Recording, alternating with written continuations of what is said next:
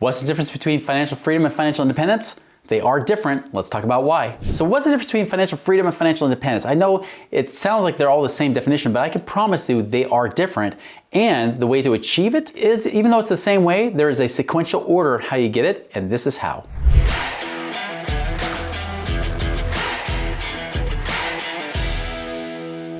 All right, so let's talk about this. Financial independence, financial freedom. Is there a difference? The answer is, in my opinion, yes. Now, you might define it differently, but I look at it as two different definitions. Financial independence is when your passive income meets your monthly expenses, right? Your household expenses. So if you're spending $10,000 a month at home, once you get your passive income to $10,000 a month, where you no longer have to show up at your job or your business every single day, that your bills are covered, you are financially independent. Now, you may not feel financially free in this situation because you're just now able to pay your bills, but you don't really have that extra cash, right?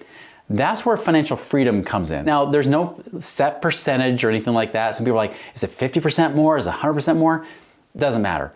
It's different for everybody. Financial freedom to me, and I'll tell you, it's a little bit of a state of pocketbook, but it's more of a state of mind. Because financial freedom is when now you feel like I don't need anything more. For example, we had a guy come to us. He said, listen, I've got $3 million that I have to invest. My financial advisor says I need to save for like a couple $100,000 a year for the next 13, 14, 15 years into his late 60s before I can finally retire with $500,000 a year of income. For him, now he didn't need $500,000 a year of income. He only needed about $200,000 or so a year based on his current lifestyle, but he wanted more than enough to then say, I don't have no excuse. Like I can now say yes about anything I want in my life. That's what he wanted. He wanted $500,000 a year coming in of passive income. That would be financial freedom, right? But I'll tell you, it's more than just a number. It's more of a state of mind. And even if you go beyond that, a state of being too. Because to me, financial freedom is this, is when money is no longer the reason or excuse that I do or do not do anything. That is financial freedom. I have seen so many times, we've helped so many clients become financially independent, just like myself, right? We've done that. Many people do it sometimes within 5, 10 years. Some have even done it less than one, depending on their situation, right? But when you look at that situation, they get to that financial independence and then the number keeps growing. Give you an example, I had a client that his initial goal was, hey, if I can get $6,500 a month, I would be financially independent. This is back in 2018. Well, now we're into 2025 and he told me just recently, he says, okay, well, my financial goal is $14,000 a month. Now, granted, there has been inflation, right? Which I think would easily push that $6,500 up over 10 grand.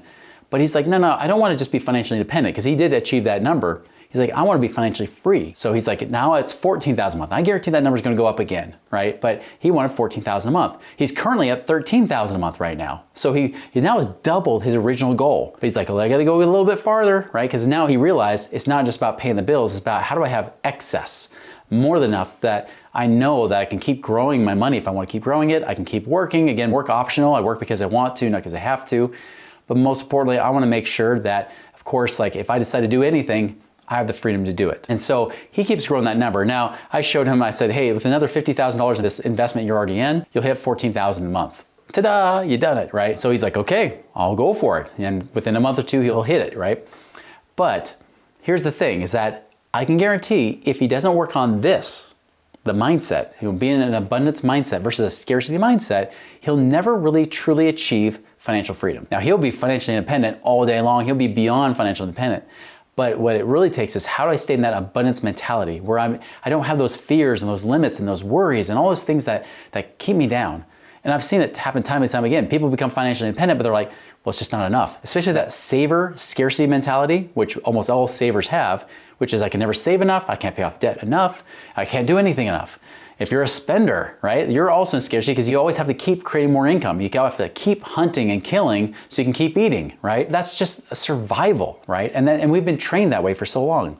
You've got to get to an abundant frame of mind where you realize I have more than enough money and to spare. Like I am good. And again, it's not a number, it's a feeling. So you have to work on that feeling. I'm not going to focus all of that on this video, but really understand there's great books talking about abundance and scarcity. Things like 7 Habits of Highly Effective People by Stephen Covey talks about some of that kind of stuff. Really controlling that mindset, get into a place of abundance where I refer to that as a steward mentality, where the steward is always looking to grow their stewardship. They're looking to use money, use it in a way that comes back, not just for them, but also is able to allow them to be able to serve more people, create a ripple effect, hence the name Money Ripples, create a ripple effect through the lives of others, right? Because you have that ability. You can now live that measure of your creation by doing the thing you feel like God's called you to do. That to me is like financial freedom, is when you have that ability to do so. Now, many people say, okay, Chris, you keep talking about that your clients did this. How did they do it? The key is this, right? I always talk about this, is cash flow equals freedom. Passive income. Passive income is the key. Having that passive income, it's not stuffing your money in 401ks and IRAs and hoping that the stock market and your financial advisor is going to save you. Because the truth is, your financial advisor is not financially free either. If you took away all the commissions they're earning off of your money and everybody else's money, you'd find out they're just about as broke as every other average American. They're not in a good place. How do I know this? Because I was one of them. 20 years plus years ago, I was a financial advisor who was drinking the Kool-Aid, telling you to stuff your money away forever. But when I sat down with my dad, and even though he was a great saver, disciplined saver, saved a lot, got his 401k match, and he paid off his house and all of his debt early, even though he was debt-free and stuffing money in his 401k, even in his 60s, I had to tell him, Dad, you only have enough money to last maybe 5 or 6 years. So sadly, he had it working into his 70s. Now I learned something different because I was looking for an answer outside of it. That's where I found alternative investments, things like real estate investing, not being the active investor, but me putting my money with those active investors and be able to make money with them doing all the work. And I'm making like 10, 12+% returns on my money doing that kind of thing. Again, not guaranteed, right? But still been pretty consistent doing that kind of thing.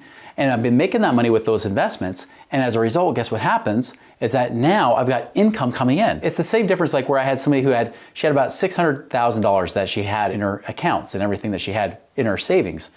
And she wanted to get to $6,000 a month. Easy way to do that is if you make 1% a month or 12% a year, that's $6,000 a month. We made sure she did some things to diversify. She got 10% here or there. Still within 2 years, she hit it. She hit her $6,500 a month goal that she had, and she was financially independent. Now, is she financially free?